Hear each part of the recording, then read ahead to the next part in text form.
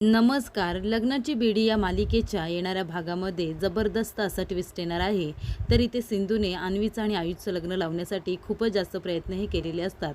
राघव, रिषभ आणि अन्वी ही सुद्धा त्याच्यामध्ये सामील असते. पण आता अन्वी लग्न मंडपातून पळून जाते आयुषबरोबर लग्न करण्यासाठी आणि रिषभ तिला घेऊन जातो. त्यानंतर तिथे शकुंतला येते आणि सगळा आरोप ती सिंधूवरती लावते की सिंधूने माझ्या मुलाला, माझ्या आयुषरावांना किडनॅप केलेलं आहे. आणि तेव्हा सिंधू म्हणत असते, मी आयुषला किडनॅप केलेलं नाही आहे.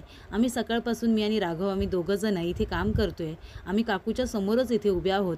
मी कशाला त्याला जाऊन किडनॅप करू. तेव्हा इथे सिंधू स्वतःची बाजू मांडण्याचा प्रयत्न करत असते, तरीसुद्धा इथे शकुंतला ऐकायला तयार नसते. तेव्हा राघवसुद्धा सिंधूची बाजू घेतो आणि म्हणतो, सिंधूने काही केलेलं नाही आहे, तुम्ही आमच्यावरती नको ते आरोप करू नका. आणि त्याचबरोबर आता अन्वी आणि आयुष दोघंजणं लग्न करून रिषभबरोबर घरी येतात. तेव्हा सगळ्यांना खूप मोठा धक्का बसतो.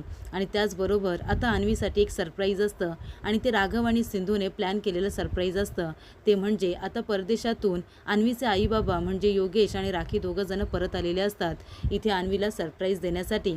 तेव्हा इथे आजच्या भागामध्ये खूपच जास्त रंजकदार गोष्टी घडणार आहेत, त्या आता आपण सविस्तरपणे बघणार आहोत.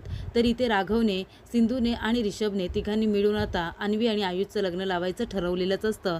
त्यामुळे लग्नाच्या दिवशी अन्वी पळून जाते आणि हा सगळा प्लॅन केलेला असतो राघवने, सिंधूने. त्याच्यामुळे आता प्लॅननुसार सगळ्या गोष्टी ह्या घडत जात असतात. इथे आता प्रमोद बरोबर अन्वीचं लग्न ठरलेलं असतं, पण तो खूपच जास्त वयस्कर माणूस असतो आणि त्याचबरोबर अन्वीला फक्त आयुष बरोबर लग्न करायचं असतं. त्यामुळे आता सिंधू अन्वी आणि आयुषचं लग्न लावायचं ठरवते. पण इथे शकुंतला आणि रुक्मिणी दोघींनाही लग्न मान्य नसतं. त्यामुळे आता दोघींचाही इगो आड आलेला असतो. त्या दोघी माघार घ्यायला काही तयार नसतात. तेव्हा सिंधू आता प्लॅन करते आणि म्हणते की सगळं काही आता अन्वीच्या मनासारखं होणार, आपण फक्त आयुष आणि अन्वीच्या सुखाचा विचार करूया. तेव्हा आता लग्न मंडपातून अन्वी ही पळून गेलेली असते आयुषबरोबर लग्न करण्यासाठी. आणि त्यानंतर आयुषसुद्धा आता शकुंतलाला भर रस्त्यामध्ये सोडून निघून गेलेला असतो. तेव्हा शकुंतलाला वाटत असतं की हे सगळं अन्वीमुळे झालेलं आहे आणि तिची मदत केली आहे सिंधूने. त्यामुळे शकुंतला आता रत्न पार्किंगच्या इथे येते आणि सगळा आरोप आता ती सिंधूवरती लावते. तेव्हा सिंधू म्हणते, काकू तुम्ही काही काय बोलताय, मी कशाला आयुषला किडनॅप करू, मी तसं काहीच केलेलं नाही आहे. तेव्हा इथे शकुंतला म्हणत असते, बरं ठीक आहे, तू नाही ना किडनॅप केलेस, मग माझ्या आयुषरावांना शोधून काढा. ज्यांनी कुणी किडनॅप केले ते सुद्धा मला तर कळू द्या. तेव्हा राघव म्हणतो, जर त्याला किडनॅप केला असेल तर खरा गुन्हेगार कोण आहे ना ते सुद्धा मी शोधून काढेन. तेवढ्यातच इथे आता सिंधूला एक मेसेज येतो. त्याच्यावरून शकुंतलाला असं वाटत असतं की सिंधूला अन्वी किंवा आयुष मेसेजेस करत आहेत. तेव्हा इथे शकुंतला म्हणत असते की तुम्ही पोलीस इन्स्पेक्टर आहात ना, मग माझी एक कंप्लेंट लिहून घ्या. तुमच्या बायकोने म्हणजे सिंधूने माझ्या आयुषरावांना किडनॅप केलेलं आहे आणि आताच्या आता तिला जेलमध्ये टाका. तेव्हा राघव म्हणतो, हे बघा तुम्ही काही आरोप करू नका सिंधूवरती, तिने खरंच काही केलेलं नाही आहे. तेव्हा इथे सिंधू म्हणत असते, मी कशाला किडनॅप करू त्यांना, ती दोघंही सज्ञान आहेत आणि जर ते दोघंजण एकमेकांबरोबर गेलेही असतील त्याच्यामध्ये माझी काहीही चुकी नाही आहे. तेव्हा इकडे सिंधू म्हणत असते, तुम्ही दोघींनी जर त्या दोघांचं लग्न लावून दिलं असतं तर काही वाईट झालं असतं का, सगळं काही तुमच्या डोळ्यासमोर झालं असतं ना. तेव्हा शकुंतला म्हणते, मी लग्न लावून दिलं नाही म्हणून तू माझ्याकडून असा बदला घेतला आहेस का. तेवढंच आता शकुंतला वाटेल तसं सिंधूला बोलत असते आणि रुक्मिणीला सुद्धा बोलत असते. त्यानंतर इथे आता लग्न व्यवस्थित पार पडलेलं असतं. अन्वी आणि आयुषचं लग्नसुद्धा व्यवस्थित पार पडलेलं असतं. त्यानंतर इथे रिषभ म्हणतो, बरं चला आता आपली जायची वेळ झालेली आहे, घरी सगळेजण वाट बघत असतील, तेव्हा आपण आता घरी जाऊया. आणि घरी अन्वीचं लग्नसुद्धा ते प्रमोदने मोडलेलं आहे, ही बातमी मला सिंधू वहिनीने सांगितली. तेव्हा इथे आयुष आणि अन्वी दोघंजण एकमेकांना मिठी मारतात. दोघांचंही लग्न एकमेकांच्या संमतीने झालेले असतं, त्यामुळे दोघेही खूप जास्त खुश झालेले असतात. तेव्हा इथे रिषभ म्हणतो, आता घरी चला, घरी सगळेजण वाट बघत असतील. तेव्हा इथे आता आयुष आणि अन्वी दोघंजण रत्न पार्किंगच्या इथे आलेले असतात. त्या दोघांना एकत्र बघून इथे सगळ्यांना खूप मोठा धक्का बसतो, कारण दोघांनी एकमेकांबरोबर लग्न केलेलं असतं हे त्यांच्याकडे बघूनच दिसत असतं. दोघांच्याही गळ्यामध्ये हार असतं, अन्वीच्या गळ्यामध्ये मंगळसूत्र असतं. तेव्हा इथे रिषभ म्हणत असतो की दादा वहिनी, अन्वी आणि आयुषने लग्न केलेलं आहे, मी त्यांना माझ्याबरोबर घेऊनच आलो आहे. तेव्हा इथे सगळेजण त्यांच्याकडे आश्चर्याने बघायला लागतात.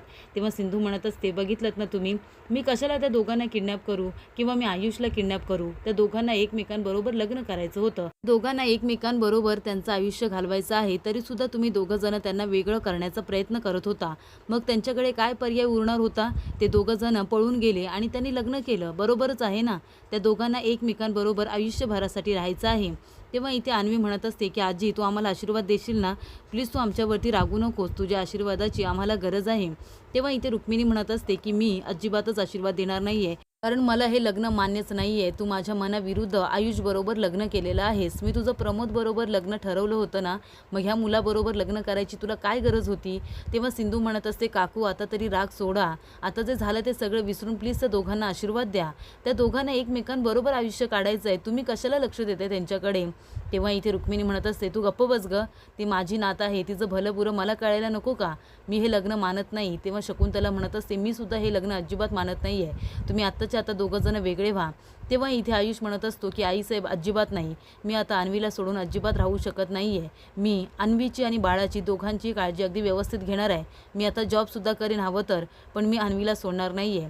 तेव्हा इथे सिंधू म्हणत असते, की "आयुष, बरं झालं तू अन्वीची साथ कधीही सोडणार नाही हे आमच्या सगळ्यांसमोर सांगितलेलं आहेस. कारण याच्यावरूनच कळतं, की तू एक मुलगा म्हणून किती चांगला आहेस आणि तू अन्वीची साथ कधीही सोडणार नाहीस. अन्वीने तुझ्याबरोबर लग्न करून काहीही चूक केलेली नाही असं मला तरी वाटतं. त्याच्यामुळे शकुंतलाजी आणि काकू तुम्ही दोघी आता राग सोडा ना आणि ह्या लहान मुलांना माफ करा आणि दोघीही त्यांना आशीर्वाद द्या." तेव्हा शकुंतला म्हणत असते, "अजिबात नाही. कारण या लग्नामध्ये माझी संमती नाही आहे. आयुषरावांना मी मुलगी बघायलाच घेऊन जात होते आणि ते मला रस्त्यामध्ये ठेवून जाऊन ह्या अन्वीबरोबर लग्न करून आलेत. मला हे मान्य नाही आहे. माझ्या मनाविरुद्ध त्यांनी आत्ताच मुलीबरोबर लग्न केलंय. पुढे जाऊन माझं अजिबातच ऐकणार नाही. सगळ्या मुलीचंच ऐकतील आणि मला ते मान्य नाही आहे." तेवढ्यातच तिथे आता खूप मोठं सरप्राईज येतं अन्वीसाठी. ते म्हणजे योगेश आणि राखी दोघंजण आता परदेशातून परत आलेले असतात आपल्या मुलीला आशीर्वाद देण्यासाठी. कारण राघव आणि सिंधूने इथे जो घडलेला सगळा प्रकार योगेशच्या कानावरती टाकलेला असतो आणि त्याचबरोबर ते सगळं राखीला सुद्धा माहिती असतं. तेव्हा इथे आपल्या मुलीचा आनंद कशात आहे ते बघून योगेश आणि राखी आपल्या मुलीला आता आशीर्वाद देण्यासाठी आलेले असतात. तेव्हा राघव म्हणत असतो, की "अन्वी, हे बघ, तुला आशीर्वाद देण्यासाठी तुझे आई-वडील इथे आलेले आहेत." तेव्हा इथे आता अन्वी आपल्या आई-वडिलांना बघून खूपच जास्त खुश होते आणि जाऊन दोघांनाही घट्ट मिठी मारते आणि म्हणते, की "आई बाबा, मला माफ करा. माझ्याकडून खूप मोठी चुकी झालेली आहे. डॅडा प्लीज मला माफ करा. माझ्याकडून खूप मोठी चुकी झाली आहे. पण मी आयुषबरोबर लग्न केले आणि मी त्याच्याबरोबर सुखाने संसार करेन. तुम्हाला माझ्यामुळे काहीही त्रास होणार नाही पुढे जाऊन." असं आता अन्वी म्हणत असते. तेव्हा योगेश म्हणत असतो, की "मला सगळं काही राघवने सांगितलेलं आहे आणि तू काळजी करू नको. तुझ्याकडून जी चुकी झाली त्याचं तू प्रायश्चित्तसुद्धा केलेलं आहेस. तुला त्याची जाणीव आहे. आमच्यासाठी हेच खूप आहे." तेव्हा इथे राघव अन्वी आणि आयुषला आता राखी आणि योगेशचा आशीर्वाद घ्यायला सांगत असतात. तेव्हा इथे योगेश म्हणत असतो, की "आयुष, तुझ्याकडून आणि अन्वीकडून खूप मोठी चुकी झाली आहे. पण तरीसुद्धा तू अन्वी आणि बाळाची जबाबदारी घ्यायला तयार आहेस. तुझ्या आईच्या विरोधात जाऊनसुद्धा तू अन्वीची साथ देतोयस आणि त्याच्यावरूनच मला कळले तू पुढे जाऊन माझ्या अन्वीला कधीही एकटं सोडणार नाही आहेस. मी तुला असं म्हणत नाही आहे, की तू तुझ्या आईची साथ सोड. पण आता सध्या तरी तू जी चूक केली आहेस त्याची तुला जाणीव झाली आहे आणि ही जबाबदारी तुला घ्यावीशी वाटते. ती जबाबदारी तू नक्की पूर्ण करशील याचीसुद्धा मला खात्री आहे. आणि मी शकुंतलाजी तुम्हाला एवढंच सांगेन, की तुम्ही आता हा राग सोडा आणि दोन्ही मुलांना आशीर्वाद द्या." तेव्हा इथे शकुंतला म्हणते, "मी तुम्हाला कुठेतरी बघितलंय." तेव्हा इथे डॉक्टर योगेश जोशी असं सांगितल्यानंतर शकुंतला म्हणते, की "माझ्या लक्षात आहे, तुम्ही माझा जीव वाचवला होता." तेव्हा इथे शकुंतलाचा खूप मोठा ॲक्सिडेंट झाला होता. तेव्हा योगेशने त्यांच्यावरती ट्रीटमेंट केली होती, त्यांची सर्जरी केली होती आणि तेव्हा योगेशमुळे त्यांचा जीव वाचला होता हे शकुंतलाच्या लक्षात येतं. ती म्हणते, की "डॉक्टर योगेश जोशी, मला फक्त तुमचं नाव योगेश एवढंच माहिती होतं. तुम्ही डॉक्टर जोशी आहात हे मला माहिती नव्हतं आणि अन्वी तुमची मुलगी आहे. बरं झालं मला हे आत्ताच कळलं." तेव्हा आता योगेशने आयुषला आपला जावई म्हणून ॲक्सेप्ट केलेलं असतं आणि राखीने सुद्धा. पण इथे आता रुक्मिणी आणि शकुंतला दोघीही हे मान्य करायला अजूनही तयार नसतात. तर आता येणाऱ्या भागामध्ये इथे अन्वी आणि आयुषचं लग्न शकुंतला आणि रुक्मिणी दोघीजण एक्सेप्ट करतील का, जसं राखी आणि योगेशने केलेलं आहे हे बघणं खूपच जास्त रंजकदार होणार आहे. तेव्हा सिरियलच्या डेली अपडेटसाठी तुम्ही आमच्या चॅनलला नक्की सबस्क्राईब करा. धन्यवाद आणि बघत राहा लग्नाची बेडी.